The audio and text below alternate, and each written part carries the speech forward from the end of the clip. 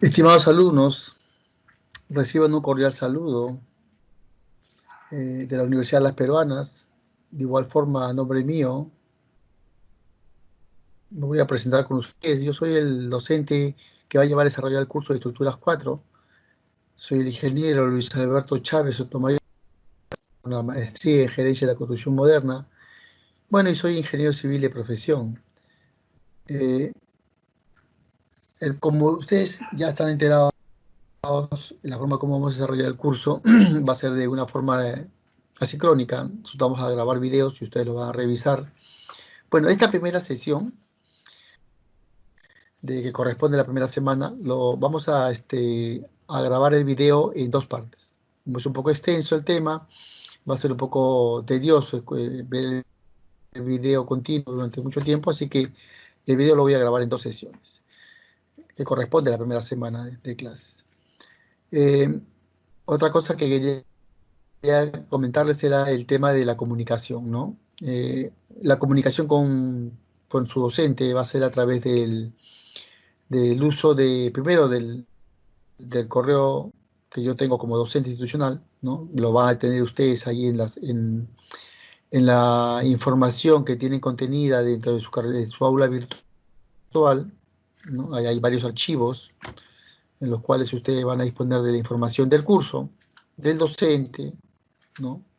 Cuando presente el curso, haga la presentación del docente, el tema de las actividades que tienen que realizar, que son varios archivos que contienen este tipo de información. Así que por ahí van a ustedes a poder sacar la información de mi correo y otra información con respecto al curso. Eh, entonces solamente vamos a mantener los canales de comunicación a través del correo, como les dije, y la segunda parte podría ser a través del foro del curso, donde también podremos comunicarnos sobre algún tema que no quede claro. Es la única fuente de comunicación que la universidad nos da para estar con ustedes comunicados y no hay otra manera de poderlo hacer. Bueno, habría una última forma de poderlo realizar. Esta sería a través de un grupo de WhatsApp que he creado, al cual ustedes pueden añadirse a este grupo para poder también llevar de esta manera una comunicación un poco más directa. Entonces, en pantalla están viendo ustedes el grupo de WhatsApp al cual están todos invitados a poderse añadir. Este sería lógicamente un canal paralelo al que tiene la universidad, pero también de una forma buscar que acercarme un poquito más a ustedes a través de este grupo de WhatsApp. Después, lo que sí, como les dije, no se olviden de revisar su aula virtual, todo el material que tienen ahí pendiente, ahí van a estar los trabajos, ahí también vamos a desarrollar los exámenes, cómo se van a plantear estos, todo se informa a través del aula virtual. Bueno, entonces el día de hoy tenemos planteado desarrollar el tema de concreto armado 1. Ahorita paso a explicar un poquito el sílabus, pero ya viendo las imágenes del curso. Así voy a pasar las diapositivas. El curso de Estructuras 4, como dice el objetivo, busca que ustedes conozcan la importancia que tiene el concreto armado en las estructuras de una edificación, sobre todo cómo es que se van a utilizar ese tipo de estructuras, ¿no? En los proyectos que ustedes plantean plantear como arquitectos. Y está dividido, según el sílabus que lo contiene, se supone que en 16 temas, lógicamente que estos 16 temas, hay el tema 8 y el tema 16 está referido específicamente, bueno, a los parciales, parcial y examen final, y el 4 y el 12 referidos a lo que son las prácticas, ¿no? Entonces, en esta primera sesión, como ustedes ven, nos toca desarrollar el concreto armado 1. Luego, en la siguiente semana, desarrollaremos el concreto armado 2. Como les acababa de manifestar, en esta primera sesión de concreto armado 1, la vamos a desarrollar el video en dos partes. Esta primera parte que estoy grabando en este momento, y a continuación grabaré el segundo video que corresponde a la primera sesión de clase. Bueno, ahí tienen una bibliografía referencial sobre el curso, pero también la van a tener ustedes anotadas en sus archivos que tienen en el aula virtual. Así que no se preocupe. Bueno, el tema que nos abocaba el día de hoy es hablar acerca del concreto. Como decíamos, el concreto es un material que tiene ciertas características, ¿no? Primera característica que tiene el material es que es un material frágil, pues, ¿no? Hablamos de concreto, me estoy refiriendo a un concreto solo, ¿no? Que no tiene ningún tipo de reforzamiento, como en el caso del acero, como ustedes saben, hay elementos estructurales como la columna, las vigas, ¿no? Que ustedes conocen, las placas que llevan acero en su interior. Yo me estoy refiriendo solamente al concreto simple, que no tiene, estoy dando las características de este concreto. Por eso que digo yo que es un material relativamente frágil. ¿Por qué digo que es un material relativamente frágil? Porque tiene muy baja resistencia a la tensión. O sea, este material frente a esfuerzos de tensión, pues es relativamente débil su resistencia. Pero no pasa lo mismo cuando el material es expuesto a poder tomar cargas de compresión. Pues a la hora de tomar cargas de compresión, este material sí es resistente, ¿no? Como ven en la imagen de la columna, se aprecia claramente de que una columna sometida a una carga de compresión y el concreto va a ser suficientemente capaz por él mismo, solamente por el hecho de ser un material puramente concreto, de poder tomar las cargas de compresión. Pero no pasaría lo mismo si esta misma columna yo la someto a una carga del tipo horizontal, donde pues se presentarán, o sea, si yo le meto una carga horizontal a la columna, lógicamente que la columna lo que va a querer es irse hacia un lado, por efecto de la carga horizontal, pues en este momento aparecen los esfuerzos de tensión, ¿no es cierto? Y lo que pasaría que después se rompería el elemento. Entonces, como podemos ver, el concreto no va a resistir el elemento de tracción. Por esa razón que a veces tenemos que colocarle acero en su interior. Es en el núcleo dentro de una columna, de una viga, de una placa, de una zapata o cualquier otro elemento de concreto armado, vamos a requerir el uso del acero. ¿Por qué? Para que pueda casualmente tomar estos esfuerzos de tensión que estoy mencionando. Ya cuando me refiero a los esfuerzos de tensión de compresión, ya ustedes han desarrollado estas partes en el curso de estructuras que han precedido mi curso, donde han visto los tipos de esfuerzos que existen, ¿no? Compresión, tracción, flexión, ¿no? Flexocompresión para las columnas, ¿no? Entonces, vemos. De igual pasaría si es que en un elemento de un pórtico, ¿no? Yo estoy usando ya términos que ya ustedes manejan, señores, ¿ah? Cuando hablo del pórtico, ustedes saben que está conformado por columnas y vigas, ¿no? Me refiero a un pórtico. Cuando usamos, por ejemplo, un pórtico, igual se le aplica una carga, pues esta carga que está aplicando al pórtico es una carga de compresión. Pero en una viga, pues se van a presentar dos tipos de esfuerzos, ya ustedes saben. En la parte de abajo, ¿qué pasa qué estaría pasando en la parte inferior? Pues estaría pasando que en la parte inferior, este elemento se está, se estaría de repente flexionando por efecto de la carga sí, perdón, de la carga vertical. Y entonces aparecen los esfuerzos, ¿no? Como se va a flexionar, aparece un esfuerzo de compresión, por ejemplo. Un esfuerzo acá. ¿Qué pasa con las fibras de acá abajo de la estructura? Se están traccionando, ¿correcto? Estos esfuerzos se están traccionando.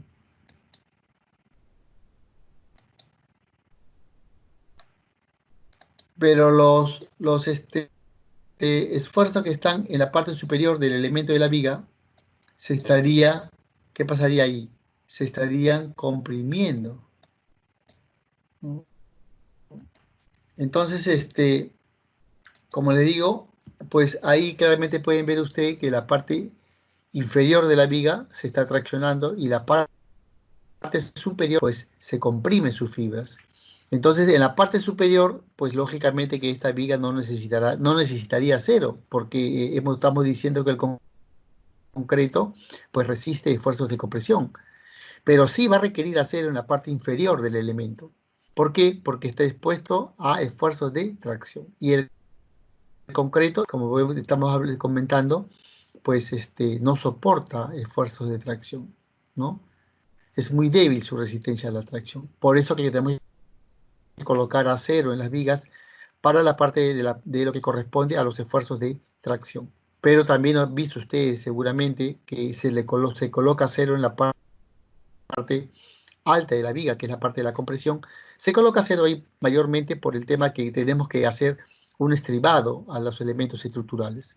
Estos estribos se tienen que disponer pues en todo el elemento estructural, en toda su longitud, y por esa razón requiere pues, para su apoyo de estos estribos aceros en la parte superior que trabaja netamente a compresión. Ahora, no necesariamente tampoco se coloca acero, ¿no? Por el tema de colocar los estribos, sino que también de repente puede haber estructuras demasiado cargadas, con cargas muy concentradas, ¿no? Que pueden ser distribuidas, pero demasiado elevadas, donde el elemento de la viga, en este caso, requiera, pues, colocarle acero en la parte superior también, ¿no? Acero de compresión. ¿Por qué? Porque de repente, pues, en los pórticos, en los pórticos continuos, sobre todo, las cargas, las cargas se van, hay continuidad de esfuerzos, y esa continuidad de esfuerzos hace que los esfuerzos puedan cambiar, y la compresión puede aparecer ya no en la parte superior, sino en la parte baja, y la tracción puede aparecer en la parte superior. Entonces eso hace que hay veces se necesite llevar acero por compresión, en algunos casos. Bueno, entonces el concreto, definiendo, ya había hablado algo de esto hace un momentito, decía yo que el concreto está compuesto por elementos como el cemento, el agua, la piedra, ¿no? La piedra chancada, me estoy refiriendo, a la arena gruesa, y en algunos casos, opcionalmente, de darse el caso de que hay algún tipo de condición especial para el concreto, le vamos a añadir los aditivos, ¿no? Y de igual forma también se le va a añadir de repente, bueno, como parte de estos aditivos, también se le puede añadir aire, ¿no? Porque hay aditivos que son inclusores de aire. Entonces también puede llevar el concreto aire en su preparación, ¿no? Ya veremos más adelante por qué se usan los aditivos, por qué se puede usar un tipo de aditivo con ciertos materiales, en los cuales es muy importante que ustedes conozcan todos estos conceptos.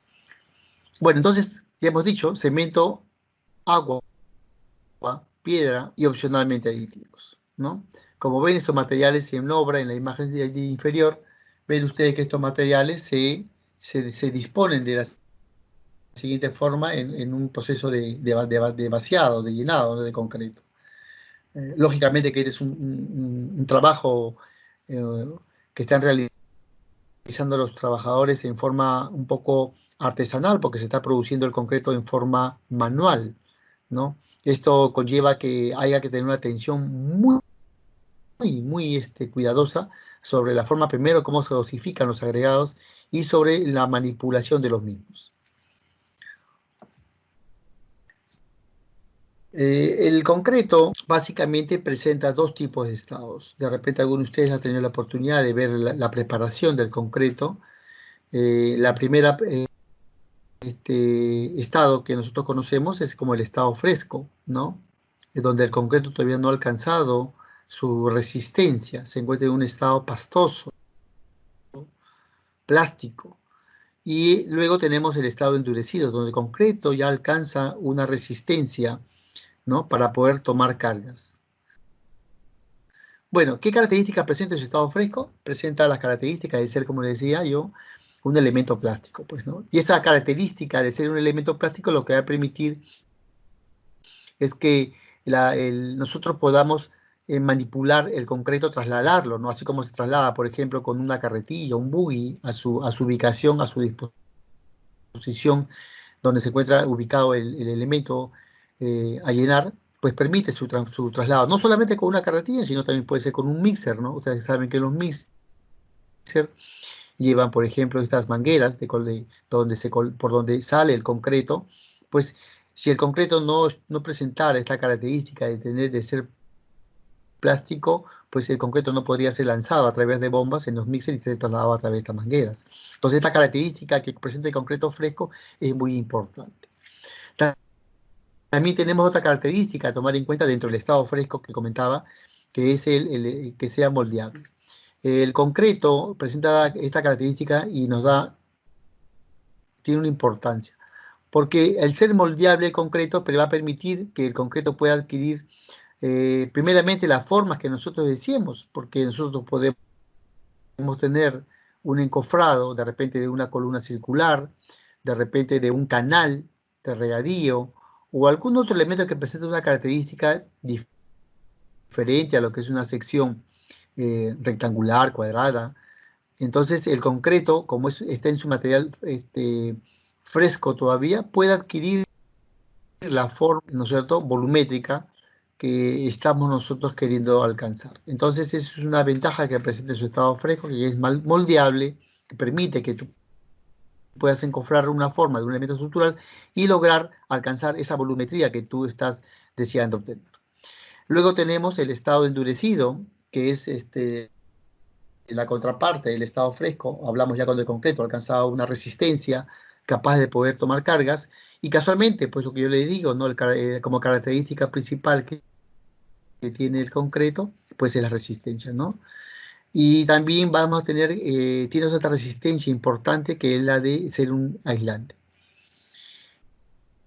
Y cuando decimos que es aislante, primero porque primera condición es aislar a quién, al acero, que es el que lo contiene, ¿no es cierto? El concreto contiene acero, por tanto lo que hace es proteger a las varillas de acero. Primera característica de ser aislante con sus elementos que lo van a componer, y también va a ser aislante con respecto a la función que pueda tener el elemento estructural de repente dentro de una vivienda. Puede ser que sean actualmente, como se hace en estas casas, por ejemplo, del fondo Mi Vivienda, que la mayor parte de ellas son por muros de utilidad limitada, que son como placas, no son placas en realidad, pero son como placas, que vemos que, pues, como son muros totalmente de concreto, pues son aislantes, ¿no?, del medio ambiente con respecto al uso y función que se le da a los ambientes.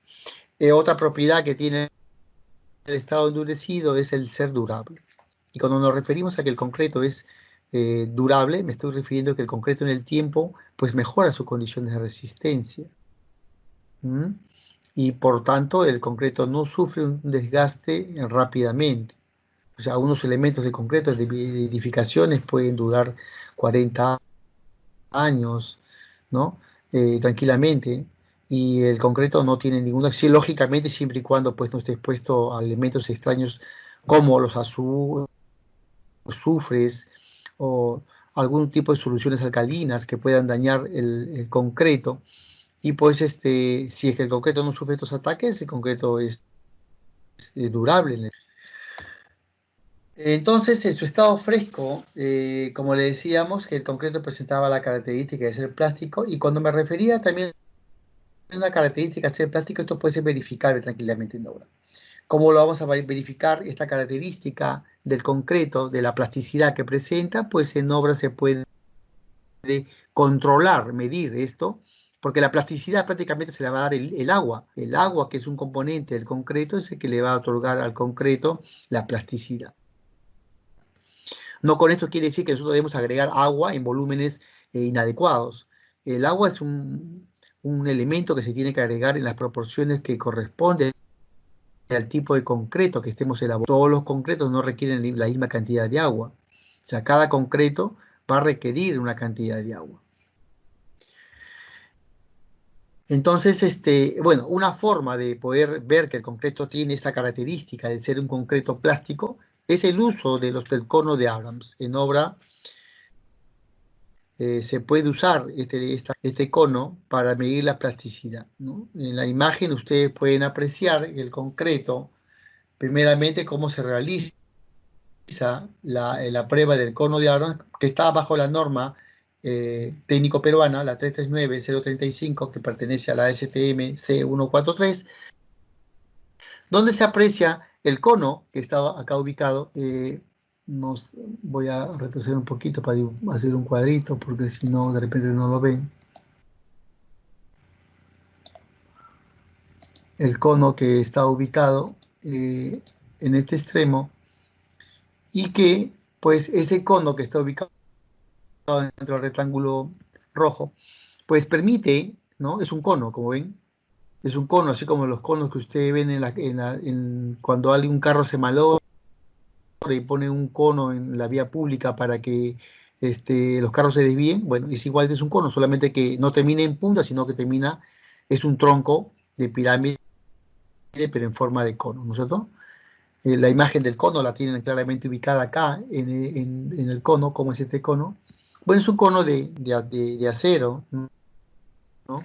De metal, metálico, y de plancha galvanizada, puede ser, no necesariamente de acero quirúrgico. Bueno, este cono lo que hace es, la prueba que consiste, simple, solamente consiste en llenar el material, o sea, el concreto, específicamente, llenar hasta la superficie, ¿no? del cono, y luego retirar, una vez que ha sido llenado el concreto, con ciertas características que se tiene que proceder, que hoy te voy a explicarlas. Se procede luego a retirar el cono, y inmediatamente retirado el cono, pues se mide, ¿no? Colocando una regla sobre el cono, retiramos el cono y lo volteamos, apoyamos una regla sobre la parte superior del cono y medimos la distancia que hay entre el cono y el revinimiento, o sea, la deformación el concreto luego de haberse asentado, producto de que la masa de concreto que todavía está en estado plástico se quiere expander, pues produce un revinimiento o asentamiento, como lo quieran llamar, el cual, pues, de acuerdo también al tipo de concreto, ya la norma, la técnica lo dice, si es un concreto de 2,10 será pues 10 centímetros, o sea 4 pulgadas, el revinimiento, el que se deba tomar en consideración. Se puede controlar la cantidad de agua que debe requerir ese concreto. Entonces podemos decir que estamos en un concreto que se reviene demasiado, 6, 7 pulgadas, quiere decir que el concreto tiene demasiada cantidad de agua, no se ha respetado la dosificación de agua. ¿Por qué? Porque de repente en obra el trabajador pues ha echado el agua sin tomar en consideración los volúmenes que se debieron haber aplicado de acuerdo a la dosificación de la mezcla que se debía alcanzar de acuerdo a la resistencia que queremos lograr en el concreto. Entonces, explicando de cómo es que se vierte el concreto dentro del cono, este procedimiento se va a lograr vaciando el concreto en 3 partes. Yo debo dividir el cono en 3 alturas. O sea, la altura de los 30 centímetros que tiene el cono, lo divido en alturas de, de, este, de 3 capas. Cada capa pues va a ser de 10 centímetros, y yo en esas capas voy a introducir la primera capa, llenarla con concreto usando pues la paleta de un badilejo que tienen los maestros de obra. Ya vamos a vertir el concreto en el primer tercio, y luego de ahí el primer tercio cogeré una varilla de acero, pero no debe ser acero corrugado.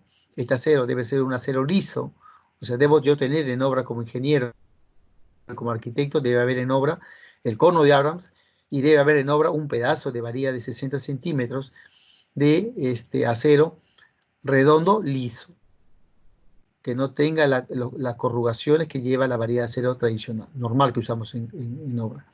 Entonces, ¿qué hacemos con esta varilla? Pues vamos a proceder a achucearla, ¿no?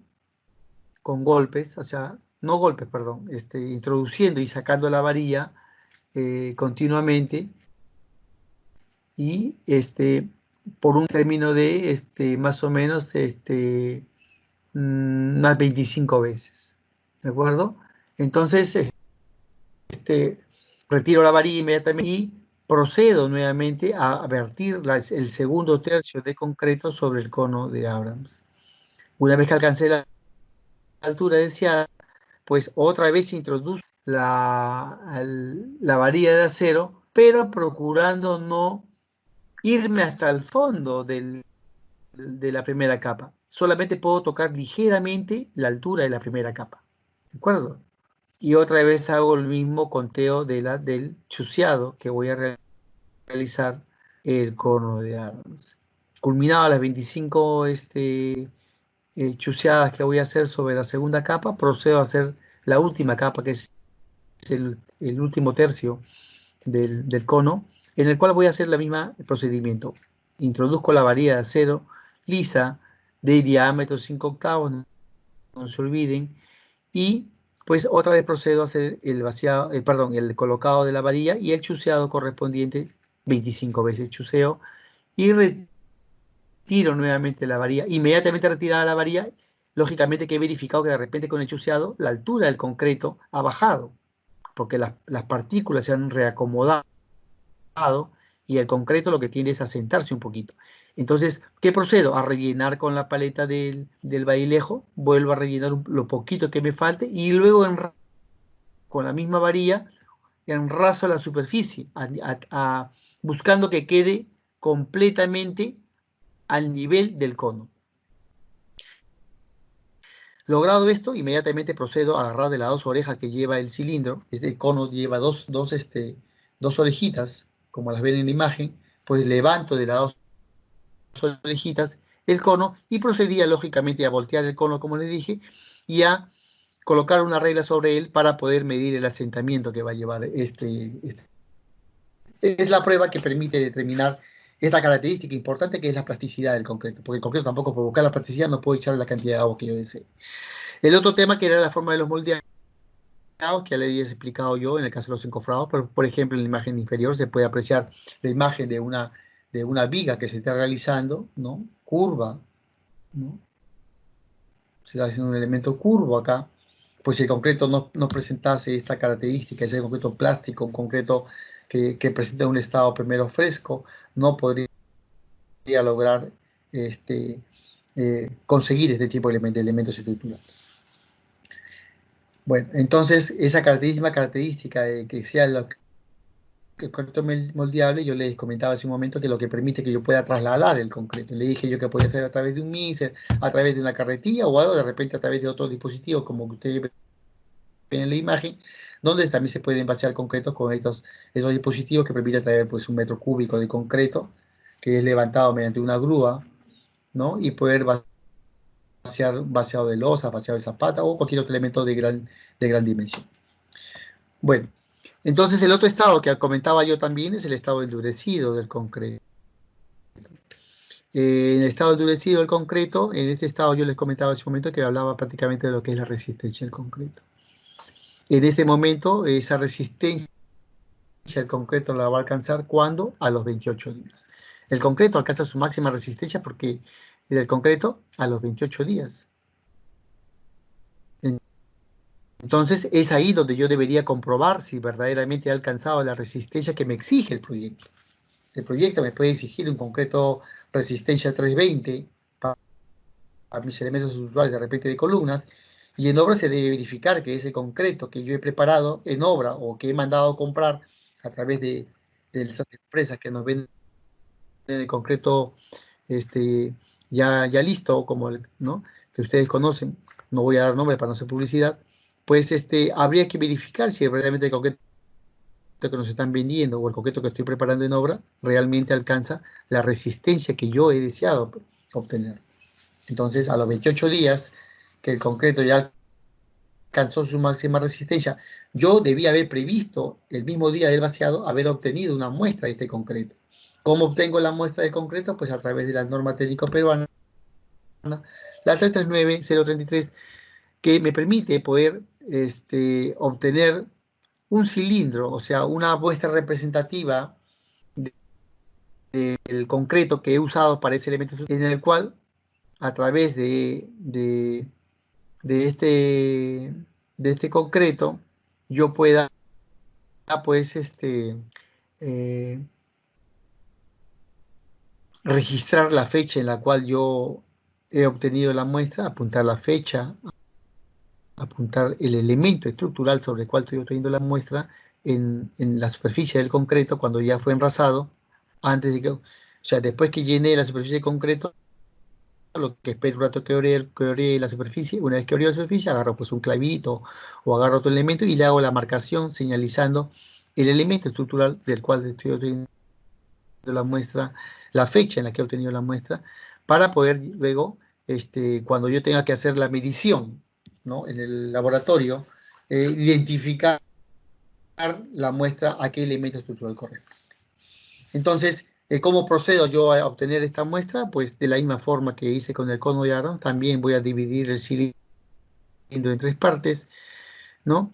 Y entonces, una vez que tengo las tres partes, mi primer tercio igual será de 10 centímetros, pues procede de igual forma a hacer un chuseado igual con una varilla de 5 octavos. La varilla procede el primer tercio a llenar, siguiendo el mismo procedimiento del cono de Adams. Igual el mismo procedimiento, no lo voy a repetir para no perder tiempo. Y culminado esto, lo que voy a proceder es enrasar la superficie, como les decía, esperar que ore la superficie y proceder a hacer la anotación correspondiente. Logrado esto, al día siguiente de lo que hemos hecho, en la mañana nos acercamos a obra, retiramos el encofrado, porque estos moldes deben ser desmontables, entonces se desencofra el molde y se produce a introducir el molde en una poza con agua, sumergiéndolos durante todo el tiempo que dure su fraguado, que son los 28 días. A los 28 días yo recién voy a sacar la muestra de esta poza y voy a proceder a llevarlas inmediatamente al laboratorio, ¿no? Algún laboratorio que me brinde el servicio de prueba de rotura de este elemento y lo someto a una prueba de carga, ¿no? Como la imagen que ven al costado, a la derecha, donde el elemento es sometido a una carga, ¿no? Es como un pistón que está aplicando una carga vertical y pues va presionando al concreto. ¿Cuándo termina de desarrollarse la muestra? Cuando el concreto se quiebra, ¿no? Inmediatamente pues se toma fotografía del elemento en el cual ha sido el ensayo ejecutado, se toma anotación de lo que marca el registro de la carga aplicada y esto se entrega como un informe, lógicamente, al ingeniero residente para que pueda llevar un control, ¿no es cierto? Y cuando la supervisión pida los ensayos realizados, pues exista la prueba de laboratorio que arroje la resistencia máxima obtenida pues, por estos elementos. Bueno, el procedimiento está descrito acá, yo ya más o menos había hablado cómo es esto. Voy a pasar a la siguiente diapositiva. Ya expliqué yo cómo es esto, les he dicho, por eso no lo voy a volver a leer. Bueno, lo que he hablado yo, venía hablando sobre cómo que está compuesto el concreto. Yo hablaba solamente les dije bien claro, de concreto, o sea, lo que es el concreto simple. Hablamos de concreto simple, pero también tenemos un concreto que es el concreto reforzado, como les expliqué hace un momento. ¿Por qué uso el concreto reforzado? Porque el concreto simple solamente toma cargas de compresión y no toma cargas de tensión. Entonces requerimos colocarle acero. Entonces cuando yo hablo de un concreto reforzado me estoy refiriendo a un concreto que contiene acero como parte de su refuerzo. Entonces básicamente está compuesto ¿de qué? De dos elementos principalmente. ¿Cuáles son estos? El concreto y el refuerzo. El concreto le está agregando, como le dije yo, primeramente lo que hace el concreto es ofrecerle su característica principal, o sea, resistencia a la tensión. Pero no solamente le ofrece resistencia a la tensión, sino que además lo que busca es que también le proporciona un confinamiento lateral a la forma estructural. ¿Cómo es esto? Porque si es que las varillas que yo estoy colocando a acero no tuviesen un reforzamiento horizontal, o sea que si mi varilla digamos, de acero,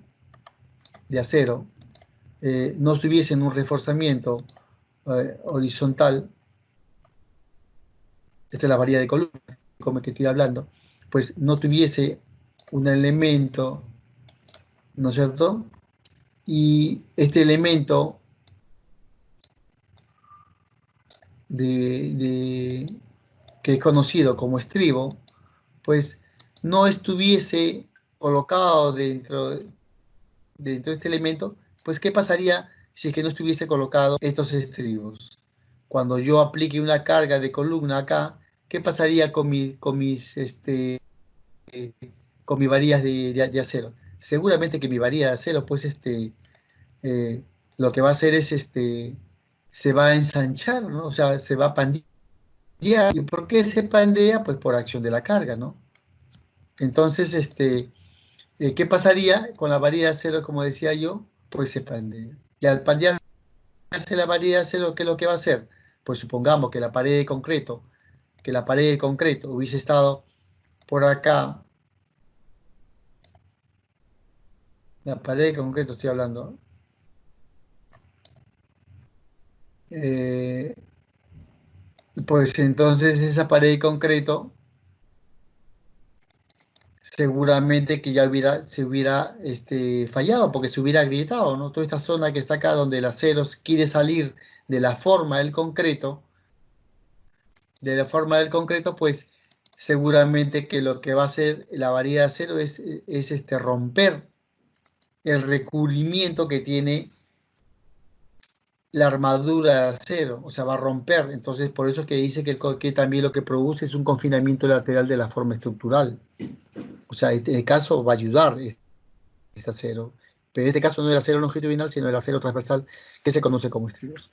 Otra cosa que también, si bien es cierto, el acero de tensión, su máximo esfuerzo de resistencia es a la tensión, pues también tiene una pequeña resistencia y al igual a la compresión. Entonces también aporta muy poco, muy poquísimo, pero también aporta a mejorar la resistencia a la compresión. Porque ya había comentado yo que el concreto lo que aporta básicamente era una alta resistencia a la compresión, ¿no es cierto? Y entonces, mezclando ambos componentes en el concreto y obteniendo un concreto reforzado es que podemos mejorar las condiciones, mejorar las propiedades del concreto. Entonces, ventajas que tiene el concreto reforzado, pues el concreto reforzado tiene las ventajas, como decimos, de que los poderes, gracias a la propiedad, digamos, de que es un elemento que tiene un estado fresco, podemos encontrar, decíamos, las formas que queremos. Luego que comentábamos que el concreto tiene una resistencia alta a la compresión, si lo comparamos frente a otro elemento, ¿no? Otro material, tiene una alta resistencia a la compresión. Tiene larga vida de servicio, ya les comentaba que puede durar 30, 40 años el concreto, si es que no es atacado por algunos elementos externos, el concreto puede tener una larga vida de servicio sobre todo, ¿no? Eh, luego, otra ventaja que tiene el concreto, como le dije yo, que protege, así tiene una protección, porque ayuda, esa protección, que en este caso está recubriendo al acero, pues lo va a proteger de la corrosión que pueda sufrir el acero, porque ustedes saben que el acero en contacto con el agua, en contacto con el aire, pues inmediatamente comienza a producir oxidación. El concreto también tiene resistencia al fuego y al agua, ¿no? O sea, el fuego resiste fuego, el concreto, mucho mejor que hasta que el acero, o sea, una varilla de acero, un perfil de acero, eh, fluye muy rápido a altas temperaturas, el concreto puede soportar altas temperaturas de, de calor, por lo que es muy bueno para esto. Luego, la ventaja también de que no requerimos una, una mano de obra calificada para, sobre todo para colocarlo, o sea, basta que nosotros hagamos un control como profesionales de la forma como se debe colocar para que se pueda vertir sin ningún problema. Y luego requiere poco mantenimiento, ¿no? Ustedes saben, el concreto se pinta y punto, no requiere más. Dentro de las ventajas, bueno, podríamos hablar como de ventajas, que sí vamos a requerir de una forma, o sea, un encofrado, ¿no? Para darle primeramente la posición, ¿no? Tal cual señale, pues indique los planos, y la forma que también esté señalizadas en el plano. Hasta lógicamente que el concreto sea suficientemente capaz de ser resistente para poder retirar las formas y el concreto quede ya expuesto, ¿no? También la ejecución, ¿no? Si bien es cierto, es un poco lenta porque hay que esperar que el concreto alcance una resistencia, pues la ventaja que tiene es que, digamos, lo podemos armar pues con bastante rapidez, ¿no? Y es una desventaja, digamos, que el tiempo que va a demorar esto, ¿no? Pero en fin, es resistente, lo que queremos buscar esto. Luego, la otra desventaja es que los materiales no son recuperables, o sea, no puedo desmontar una columna, lo máximo que podría hacer es demolerla, y por último podría hacer es, si compro un molino de, de rotura, lo que podría es recuperar los agregados, ¿no es cierto? Y reutilizarlos de repente como un material de concreto ciclopio, pero no más allá. Luego tiene una baja resistencia por unidad de peso. Eso hace que el material sea muy pesado, ¿no? Su carga muerta, o sea, su peso propio es demasiado elevante y sí incide fuertemente en la resistencia a la flexión que puede tener, en el caso de las vigas, los elementos estructurales, ¿no? Así que, bueno, esa sería una desventaja, si se quiere decir. Bueno, habría que colocar más acero para tomar ese tipo de cargas de peso de carga muerta, pero se puede solucionar en el cálculo estructural. También va a requerir un permanente control de la calidad, porque si de la forma como se disponga, se prepare la mezcla, va a influenciar en cuanto a la resistencia que queremos obtener del material. O sea, la dosificación adecuada es muy importante a la hora de preparar y sí podría ser una desventaja jugarnos en contra si es que no hacemos un control adecuado. Luego tenemos otro tipo de cemento, ya hablé de concreto simple, he hablado de concreto reforzado y también tenemos los concretos preforzados. Dentro de los concretos preforzados tenemos dos tipos, señores. El concreto pretensado y hablamos del concreto posttensado. Básicamente se diferencian en la forma en la cual le vamos a aplicar la carga a los dos concretos. Es una concreta de, como dice, habla de un pre y habla de un post, y dice tensado. ¿A qué está refiriendo esto? Que el concreto se le van a inducir esfuerzos adrede, a propósito. O sea, cuando tú le induces un esfuerzo, ¿qué es lo que estás haciendo? Lo que estás aplicando es una carga de tensión. O sea, estoy jalando el acero, estoy estirando la varilla de acero. ¿Con qué finalidad? Pues de conseguir que el acero luego, una vez que yo deje de aplicar la tensión, el acero, por acción y reacción, esa carga que he aplicado reaccione con la misma intensidad en sentido contrario y pueda mejorar ciertas condiciones que quiero lograr en el concreto. Entonces, por eso habla de un pre y habla de un post, que yo puedo hacer ese esfuerzo de tensado, lo puedo hacer antes de vaciar la mezcla. En el caso de los elementos pretensados, como viguetas pretensadas, columnas pretensadas, vigas pretensadas, o lo puedo hacer de repente en elemento post-tensado cuando el elemento estructural, una vez que ya se vació, recién le ejerzo el tensado del cable. Ejemplo de ello tenemos, por ejemplo, las losas post-tensadas, vigas también podrían ser post-tensadas, vigas in situ, ejemplo, la primera parte del terminal de lo que es, perdón, la línea del tren eléctrico, la primera parte hasta la zona de Puente Los Cabitos, ¿no? Desde el puente Pachacútec hasta la zona de, como le dije, de Los Cabitos, pues todas esas vigas del tren eléctrico fueron vigas post-tensadas, ¿no? Se vació el concreto de las vigas y luego se procedió a hacer el estirado, o sea, el tensado de los cables para lograr estas mejoras en el concreto que se desea obtener. El pretensado se usó de igualmente en la sección del tren eléctrico, lo que va toda la avenida Aviación, por ejemplo, hasta la zona de lo que es la estación de Grau. De igual forma se ha hecho también en la segunda parte de lo que es la línea 2. Se han usado elementos pretensados, por ejemplo, ¿no? O sea, se han traído ya vigas ya preparadas, listas, que han sido pretensadas en una planta de preparación, ¿no? Bueno, entonces decía yo que preesfuerzo significa la creación intencional de esfuerzo, como les comentaba, en una estructura, o puede ser en un conjunto de piezas, porque también podría aplicar, combinar ambos elementos. Podría ser un pretensado de una parte del elemento, de repente es una viga demasiado larga y la puedo hacer en tres partes. Hago el pretensado de cada de estos tres elementos en partes y luego ya en obra hago el posttensado de estos tres elementos y consigo un solo elemento. Entonces también se pueden combinar estos elementos. Entonces, esto es un poco de lo que yo hablaba, imágenes de lo que venía comentando el pretensado, como en el caso, por ejemplo, de las vigas pretensadas que ustedes tienen ahí, las viguetas que se usan hoy en día, que las vende FIR y otras fábricas que las venden, viguetas pretensadas, que se usan, por ejemplo, en las losas.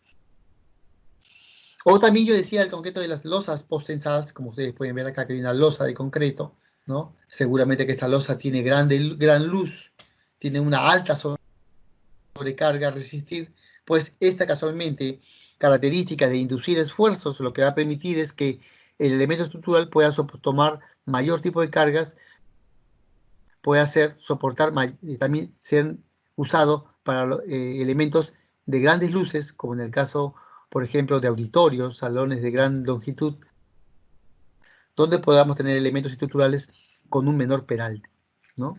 En la imagen que está hacia el lado derecho se entiende el tema de lo que yo le hablaba del tensado del cable. En la primera imagen número 1 se aprecia cuando una viga es sometida a cargas externas, ¿no?, de servicio.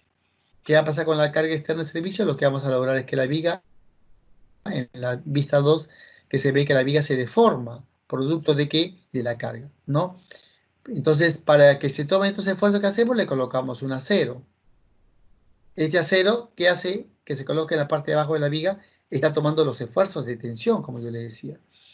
Pero, ¿qué pasa si a este acero, ¿no?, que es en estado normal, de una viga normal, yo a este acero le voy a ejercer una tensión, o sea, voy a jalar la varilla de acero, y a la hora de jalar la varilla de acero, y luego que el concreto alcance, por ejemplo, la resistencia, en el caso de un concreto post-tensado, una vez que el concreto alcance la resistencia, pues suelto los amarres del tensado, ¿no?, y lo que voy a producir es que el concreto, el acero, se quiera otra vez comprimir. Y a la hora que comprime el acero, ¿qué es lo que va a lograr en la estructura? Pues va a lograr un efecto inverso a lo que vemos en la imagen 2, y vamos a ver esta vista de la imagen número 5, donde se ve que el concreto va a querer adquirir una forma inversa a la de la figura 2, que luego con la aplicación de la carga lo que va a hacer es ponerla en equilibrio la estructura.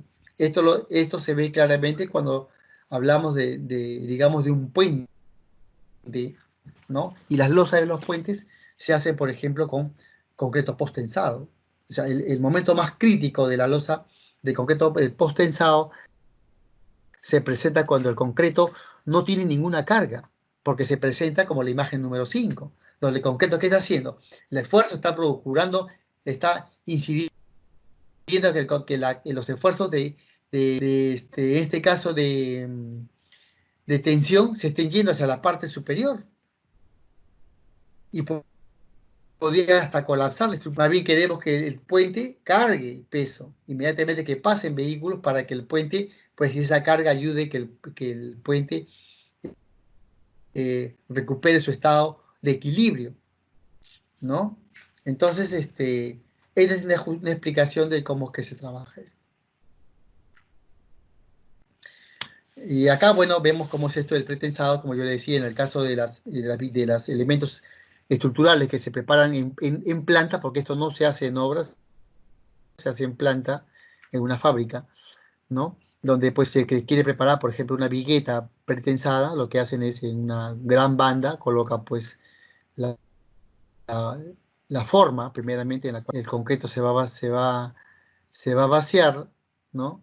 Le dan la forma, el encofrado, mejor dicho, luego colocan el acero que va a tener, el acero es anclado a un extremo, y por el otro extremo se le aplica una tensión, que se supone que tiene que haberse calculado para querer obtener la resistencia que yo quiero obtener en el elemento. Entonces se aplica una tensión controlada, y una vez que está estirado el acero, lo que se hace es colocar el concreto en su estado plástico. Lógicamente que en obra no van a esperar, en planta no van a esperar los 28 días para esperar a que el concreto alcance la máxima resistencia. Lo que se hace es incluir algún tipo de aditivo especial de alta resistencia para que el concreto a los 7 días máximo ya tenga una resistencia de por lo menos un 80%, 70%, que todo pueda tomar resistencia.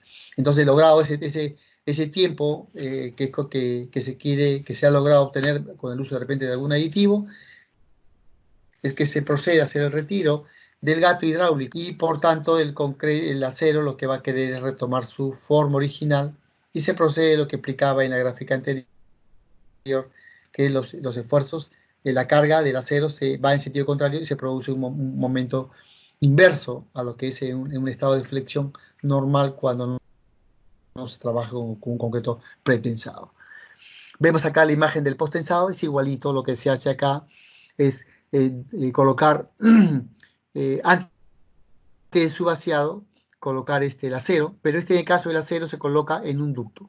Previamente se introduce un ducto como especie de un tubo, ¿no? Y a ese tubo se le da una pequeña catenaria, ¿no?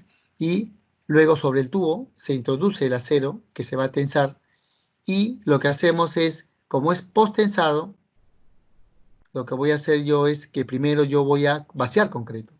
Vacío concreto. Una vez que el concreto fraguó, alcanzó su máxima resistencia, lo que hago yo es ahora aplicar, yo anclo un lado y con un gato hidráulico lo que hago es estirar el acero hasta la tensión que quiero lograr de acuerdo a los cálculos, para lograr el efecto inverso, como les comentaba yo, del momento que es de flexión que se le aplica a la viga.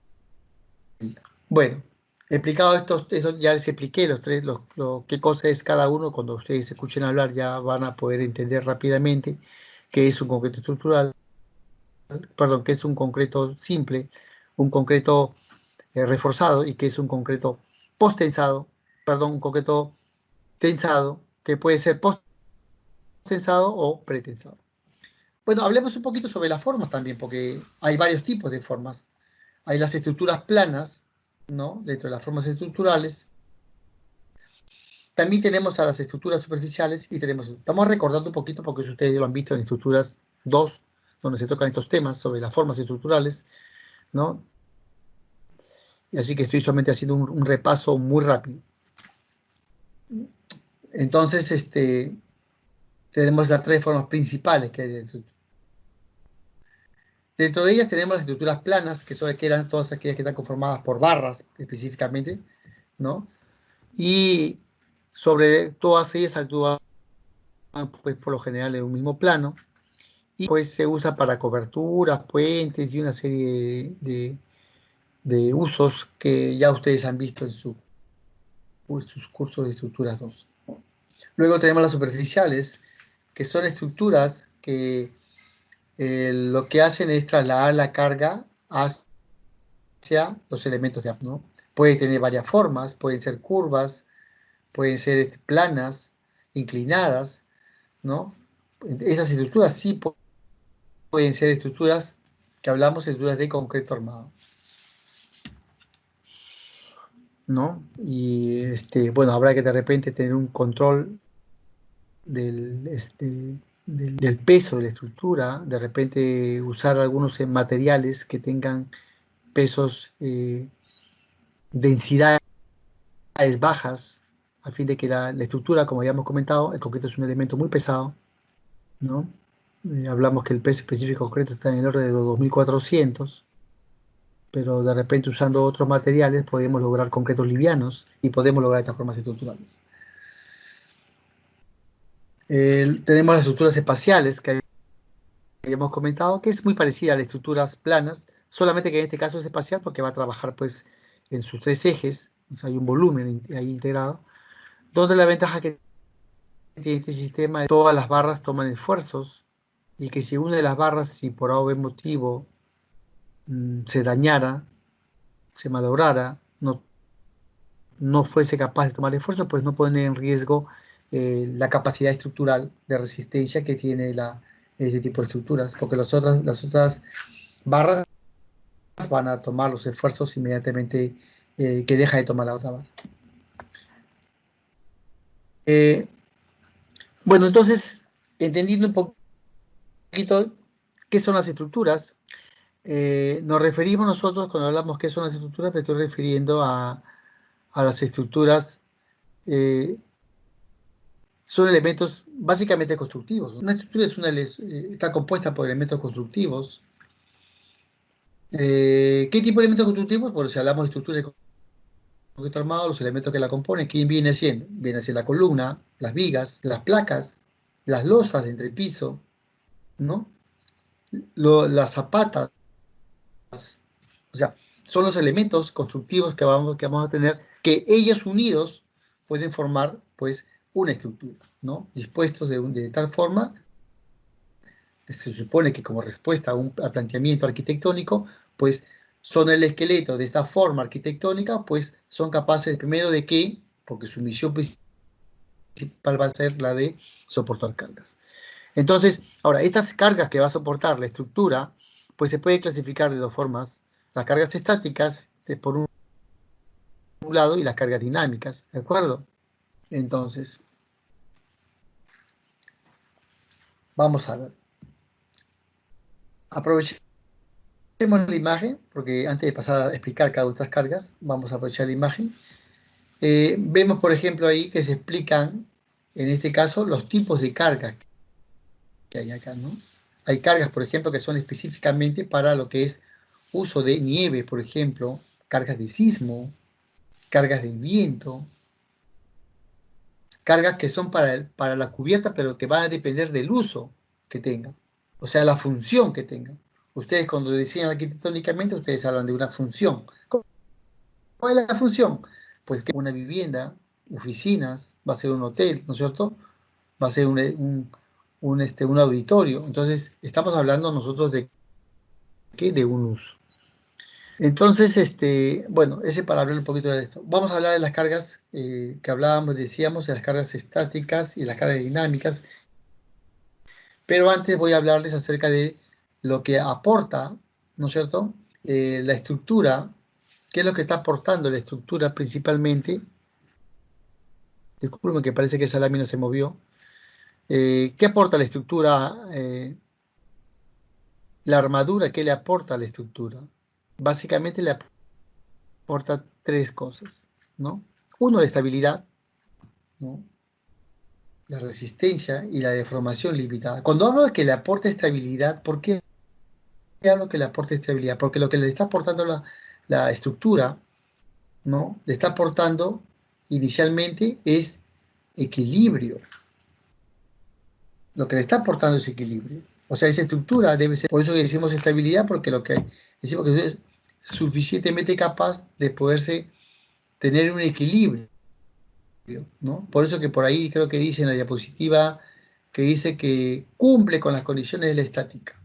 Por eso, pues, porque la condición de la estática, ¿cuál es? El equilibrio. ¿Qué dice con esta condición de estática? Primera condición, sumatoria de las fuerzas es igual a cero. Condición de equilibrio. Primera condición de equilibrio. Entonces, lo que le aporta la estructura, ¿no es cierto?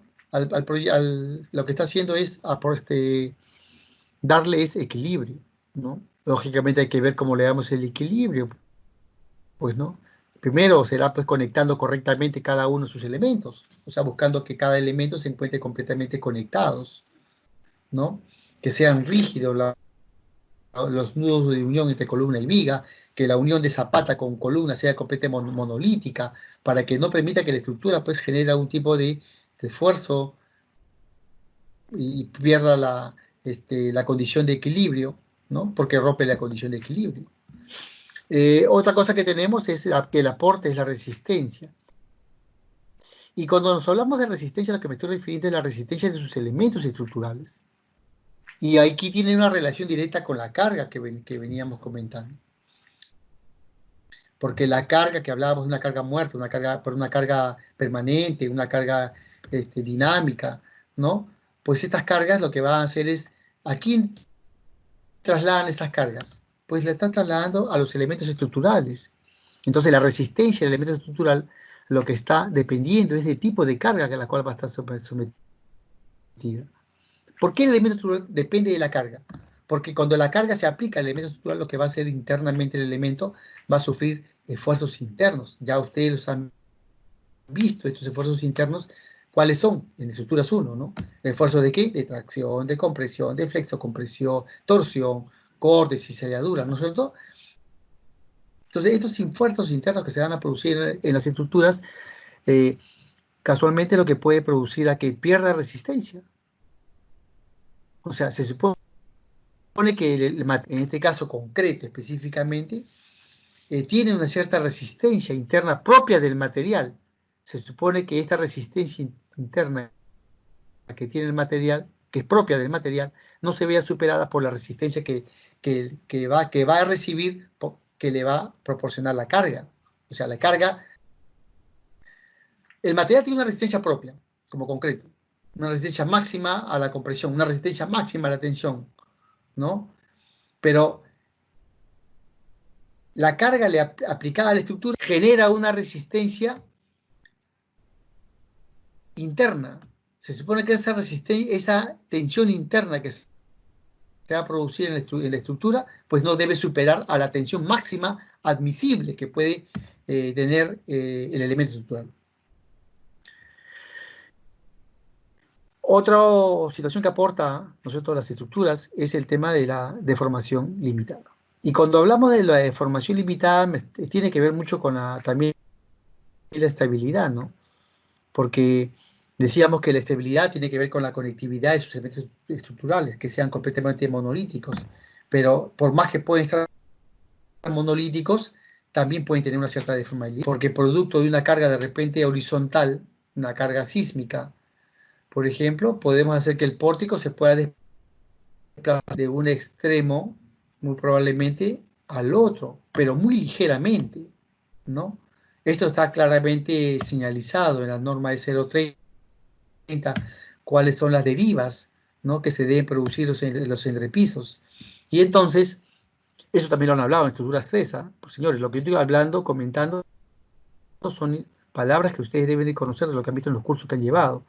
En estructuras 3 han visto el tema del movimiento sísmico, ya han hablado de la deformación de las estructuras, las derivas de entrepisos que están señalizadas en la norma de 0,30. Por tanto, yo ya uso palabras que ustedes deben de manejar, es un lenguaje que ustedes deben de manejar.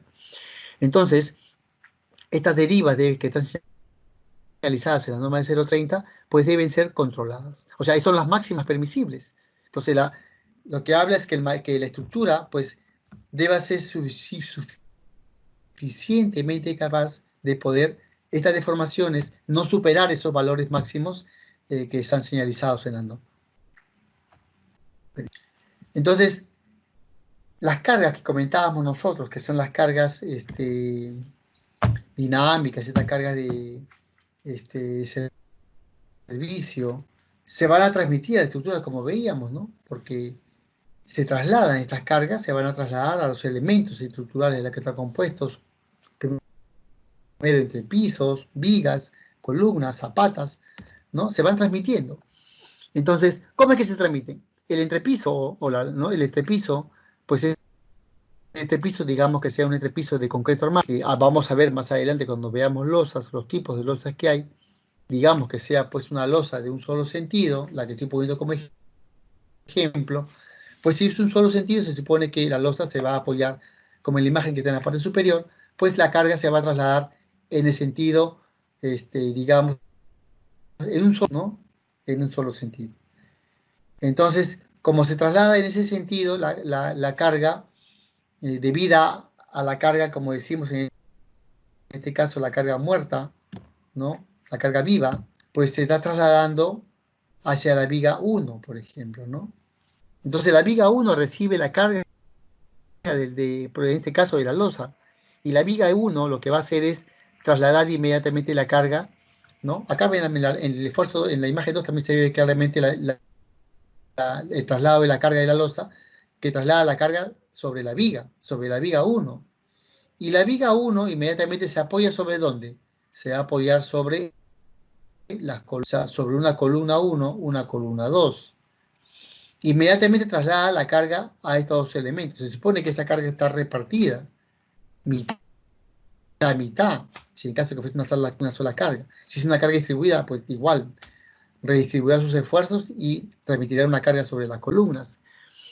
Y luego estas columnas pues transmiten directamente su carga ¿a dónde? A la zapata. ¿Correcto? Esa es la forma como se trasladan las cargas de los elementos estructurales finalmente a la zapata, que es la que traslada la carga de apoyo al. Ahora, se supone que el suelo debe ser un suelo capaz de tener la resistencia admisible, ¿no? Capacidad portante, de poder tomar el esfuerzo, no la carga, sino el esfuerzo que le transmite la zapata al suelo. Porque lo que le transmite la zapata le está aplicando una carga al suelo. no esfuerzo, carga. Pero es fácil, pues, porque yo sé que el esfuerzo es igual a carga sobre área, por tanto, como el esfuerzo es igual a la carga sobre área, ¿no es cierto? No, no puedo hacer esfuerzo, porque en esta no hay esfuerzo. Vamos a ver si puedo hacer acá. Ah, no, tampoco no se puede.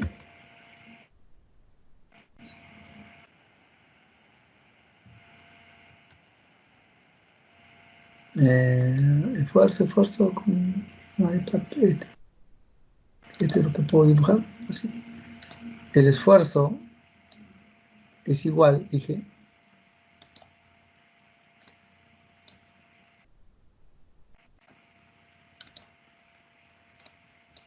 a la carga, dije, o sea, la carga P, ¿no?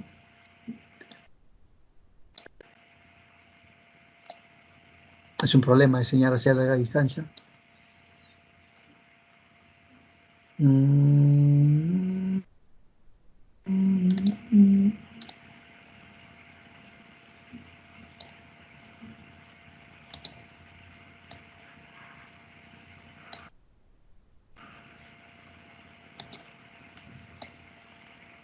Bueno,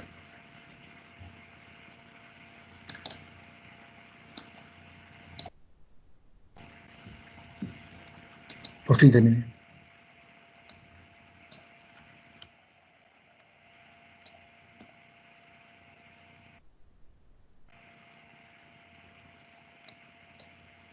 Ay, qué problema. Con el color, porque si no le pongo un colorcito. No.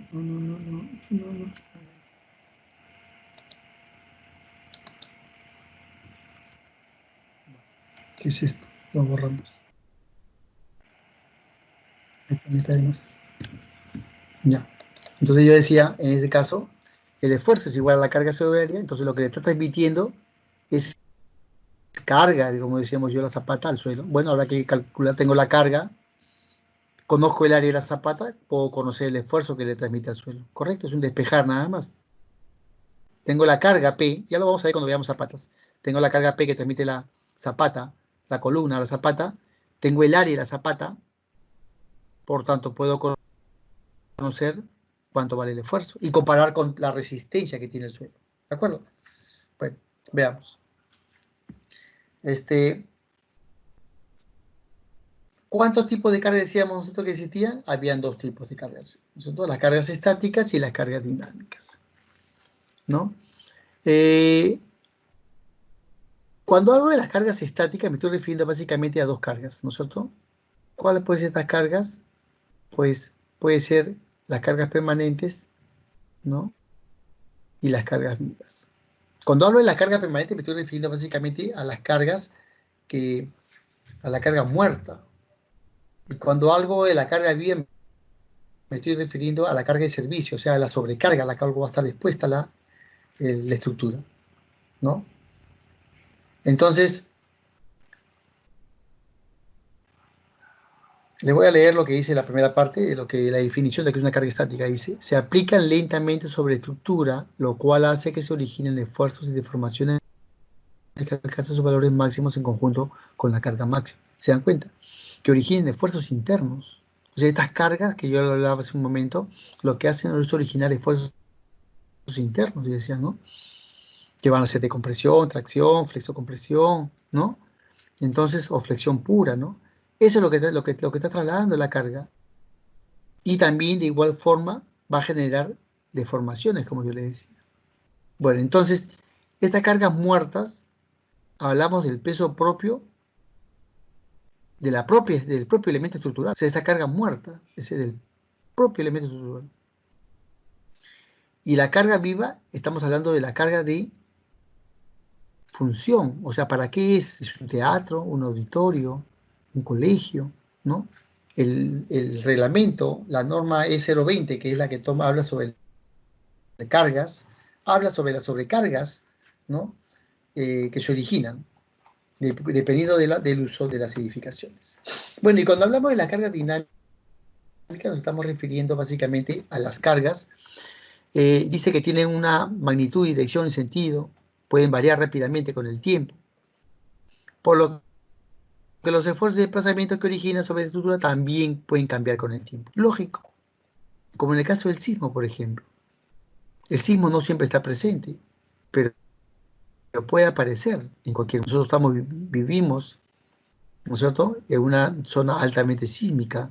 Estamos en el fuego del Pacífico, ¿no? Y entonces tenemos un problema ahí latente entre las placas tectónicas, ¿no? La placa Nazca con la placa sudamericana, ¿no? Que cuando por su subducción estas placas chocan, pues lo que produce es un movimiento sísmico, ¿no? Y es ahí donde aparece el sismo. ¿Y qué aplica? Una carga dinámica a la estructura. ¿Qué va a conseguir esa carga dinámica? Va a conseguir un desplazamiento, pues. Y si las estructuras no están suficientemente conectadas, ¿qué va a pasar? Va a haber una deformación excesiva. Si esa deformación excesiva supera lo máximo permitido para el cual ha sido diseñado, la estructura puede colapsar. Va a haber fallas estructurales. De igual forma va a pasar con las vibraciones que pueden ser causadas por una maquinaria. Tú puedes haber diseñado correctamente para las cargas, la edificación, de repente estática, pero de repente a alguien se le ocurrió, pues, poner de la noche a la mañana, pues, una máquina X en el techo, porque se le ocurrió alquilar su espacio que tenía en el segundo nivel y pusieron de repente máquinas que causen vibración, para lo cual la edificación no estuvo diseñada. Pues estas vibraciones que van a causar desplazamientos. Esos desplazamientos van a causar daños sobre las estructuras. De igual forma con el viento. Bueno, aquí en Perú nosotros no tenemos un gran problema con el viento. Acá nuestro problema es el sismo. Pero hay países donde el viento sí tiene que ser considerado como parte de su diseño. Porque el viento cumple un papel muy importante. O sea, hay zonas donde no hay sismos, pero el viento sí es importante, porque tienen huracanes, ¿no? Grandes tormentas que ponen en peligro la edificación y que requieren que la parte de su diseño pues sea considerado esta fuerza, esta carga dinámica, ¿no? Que puede ir y venir en cualquier momento.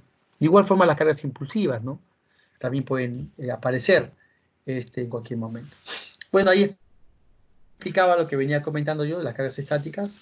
Ahí tiene algunos ejemplos, las cargas estáticas, las cargas por peso propio, como decíamos nosotros, ¿no? Que estamos cargas por peso propio.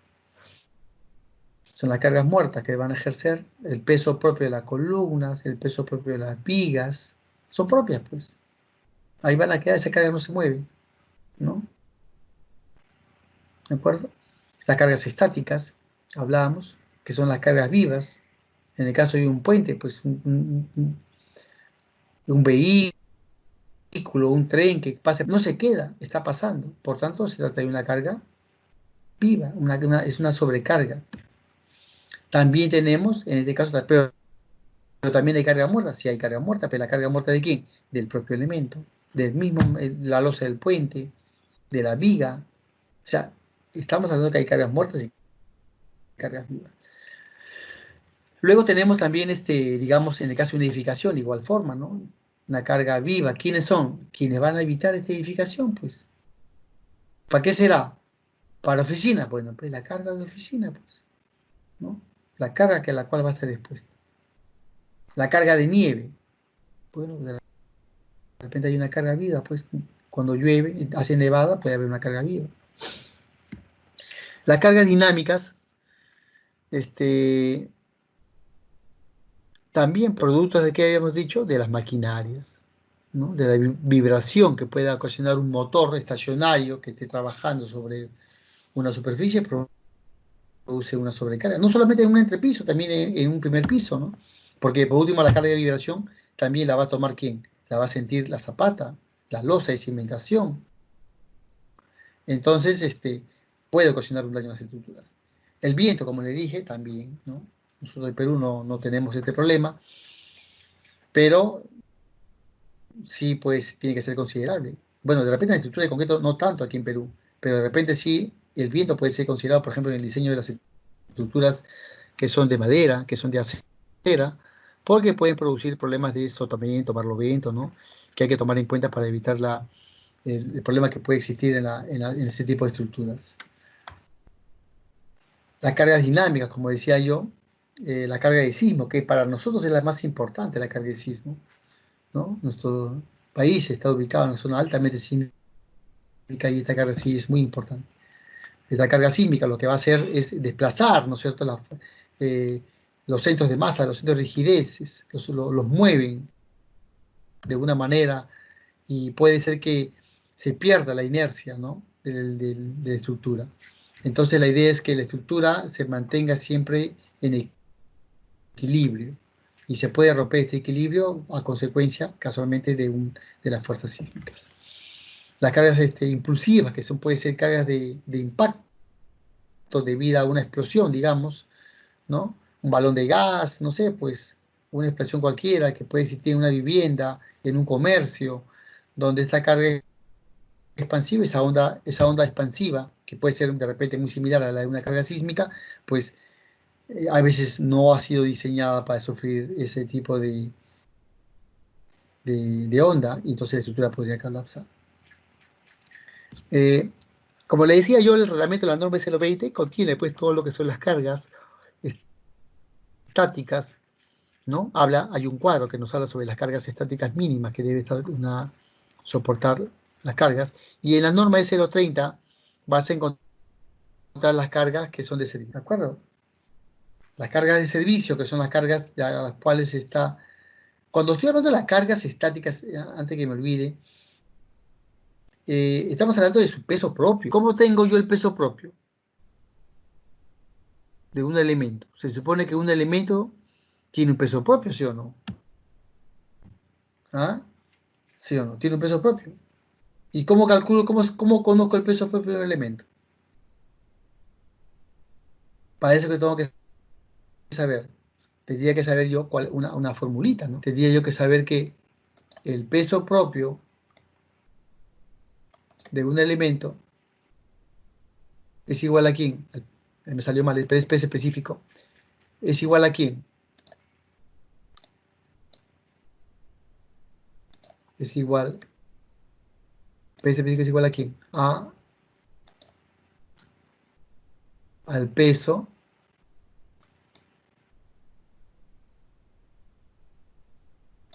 sobre quién. Sobre el volumen. ¿Sí o no? Entonces,